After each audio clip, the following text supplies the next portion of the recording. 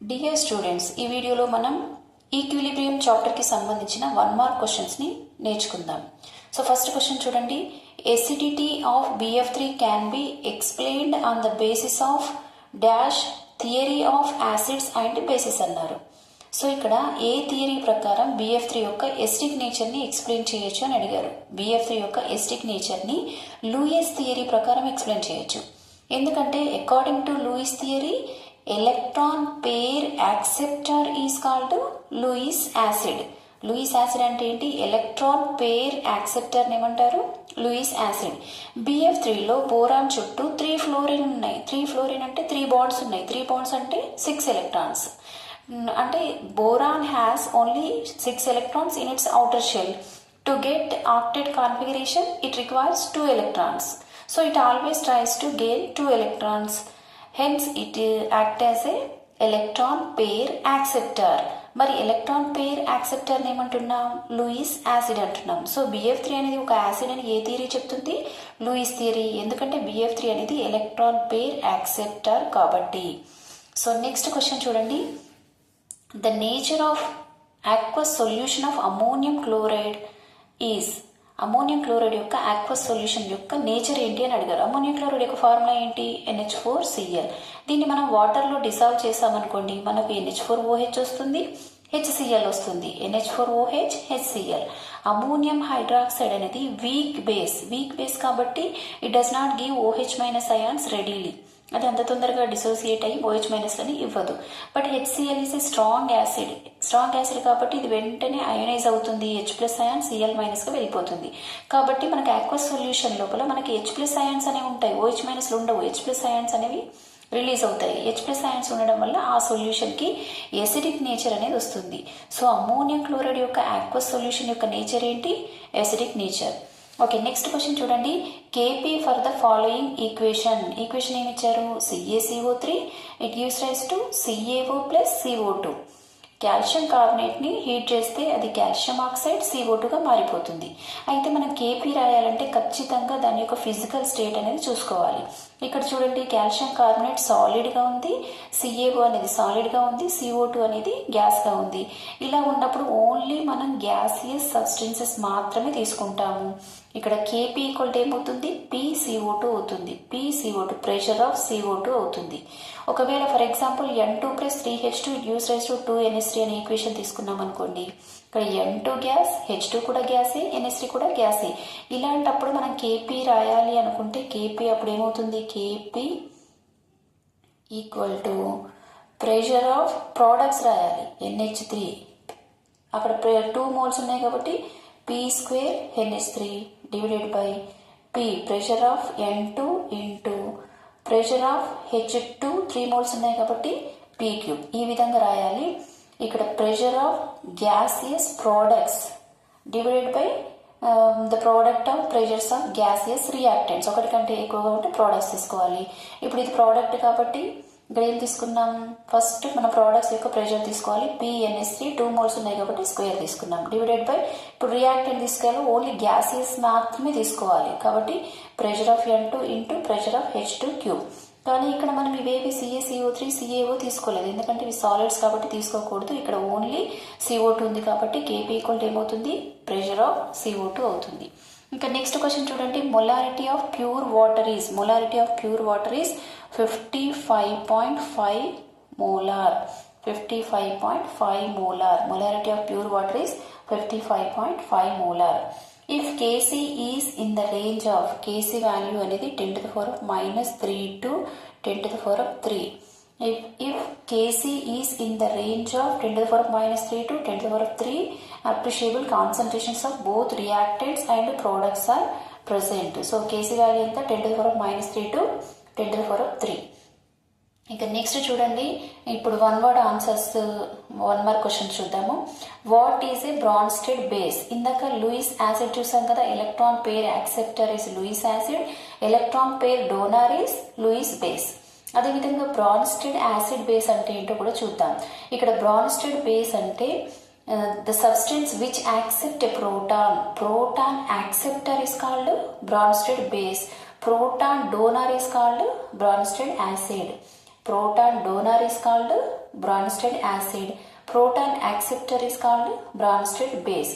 ఏదైతే species substance ప్రోటాన్ని accept, proton అంటే ఏంటి? H+ అయాన్ని యాక్సెప్ట్ చేస్తుందో వాటిని బ్రాన్స్టెడ్ బేస్ అంటారు. Proton acceptor is called Bronsted base. చెప్పండి, బ్రాన్స్టెడ్ బేస్ అంటే ఏంటి? Proton acceptor. మరి బ్రాన్స్టెడ్ యాసిడ్ అంటే ఏంటి? Proton donor. ప్రోటాన్ని ఇచ్చే వాటిని, H+ అయాన్ని ఇచ్చే వాటిని బ్రాన్స్టెడ్ యాసిడ్ అంటారు. H+ అయాన్ని తీసుకునే వాటిని బ్రాన్స్టెడ్ బేస్ అంటారు. అది లూయిస్ థియరీ ప్రకారము ఎలక్ట్రాన్ పేర్ యాక్సెప్టర్ని లూయిస్ యాసిడ్ అంటారు, ఎలక్ట్రాన్ పేర్ డోనార్ని లూయిస్ బేస్ అంటారు. ఇక్కడ బ్రాన్స్టెడ్ బేస్కి ఎగ్జాంపుల్స్ ఏంటి? NH3H2O. మనకు తెలుసు NH3 ఒక H+ అయాన్ని తీసుకోవడానికి రెడీగా ఉంటుంది. అది NH3H+ తీసుకున్నప్పుడు NH4+గా మారుతుంది. H2O కూడా H+ని తీసుకున్నప్పుడు H3O+గా మారుతుంది. అంటే వీటికి H+ అయాన్ని తీసుకునే నేచర్ ఉంది కాబట్టి వీటిని బ్రాన్స్టెడ్ బేస్ అంటారు. NH3H2O examples. ఇంకా నెక్స్ట్ చూడండి, what is Lewis acid? A substance which can accept an electron pair to form a coordinate covalent bond with donor is called Lewis acid. ఇందాకే చెప్పుకున్నాం కదా, లూయిస్ యాసిడ్ అంటే ఏంటి? Electron pair acceptor is called Lewis acid, electron pair donor is called Lewis base. ఇందాకే మనం BF3 గురించి నేర్చుకున్నాం కదా, BF3కి ఎసిడిక్ నేచర్ ఉంటుంది. అది ఏ థియరీ చెప్తుంది? Lewis theory. లూయిస్ థియరీ ప్రకారము ఎలక్ట్రాన్ పేర్ యాక్సెప్టర్ని లూయిస్ యాసిడ్ అంటారు, ఎలక్ట్రాన్ పేర్ డోనార్ని లూయిస్ బేస్ అంటారు. ఇక్కడ ఎగ్జాంపుల్స్ ఏంటి లూయిస్ యాసిడ్కి? H+, BF3, SnCl2. ఈ థియరీస్ని మనం క్లియర్గా మళ్ళీ 4 మార్క్స్ క్వశ్చన్స్లో నేర్చుకుందాము. కోఆర్డినేట్ కోవాలెంట్ బాండ్ అంటే ఏంటో కూడా తర్వాత క్లియర్గా నేర్చుకుందాం. నెక్స్ట్ చూడండి, what is the value of KW at 25 degree centigrade? KW అంటే ఏంటి? Ionic product of water. ఇది మనం ఆల్రెడీ 2 మార్క్స్లో నేర్చుకున్నాము. అయానిక్ ప్రోడక్ట్ ఆఫ్ వాటర్ అంటే ఏంటి? KW equal to the product of molar concentration of H+ ion and molar concentration of OH- ion. The product at a given temperature, the product of concentration of H+ ion and OH- ions is called ఏమంటారు? ionic product of water, that is indicated with KW.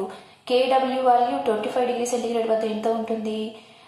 1.008 into 10⁻⁻14 mole square per liter square. 1.008 into 10⁻⁻14 mole square per liter square. ఇక్కడ units ఏంటి? KWకి mole square per litre square.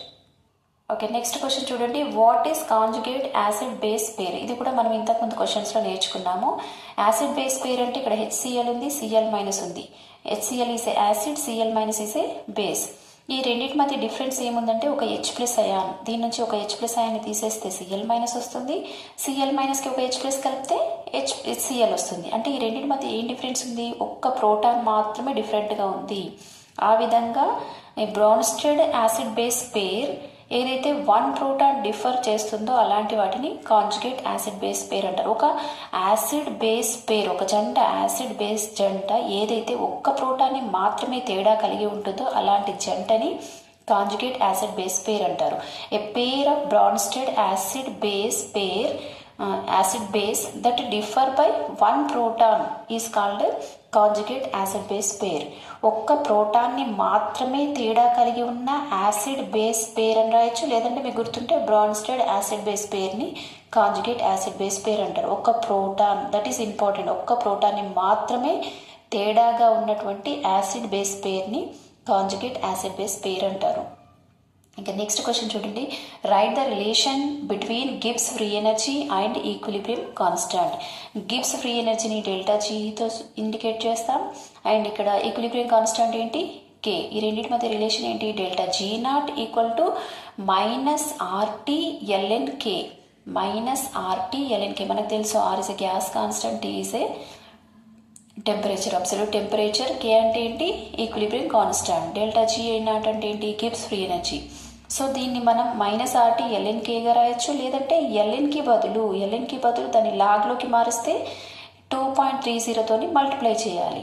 అంటే ఎల్ఎన్కి బదులు ఏం తీసుకోవాలి 2.303 log తీసుకోవాలి. మిగతాదంతా సేమ్ మైనస్ మైనస్ ఆర్టీ కేకి అన్ని సేమ్ ఉన్నాయి. ఇక్కడ ఎల్ఎన్ తీసేసి ఏం పెట్టాం 2.303 log. So delta G naught equal to minus RT LN K లేదా delta G naught equal to minus 2.303 RT log K. Thank you అనండి.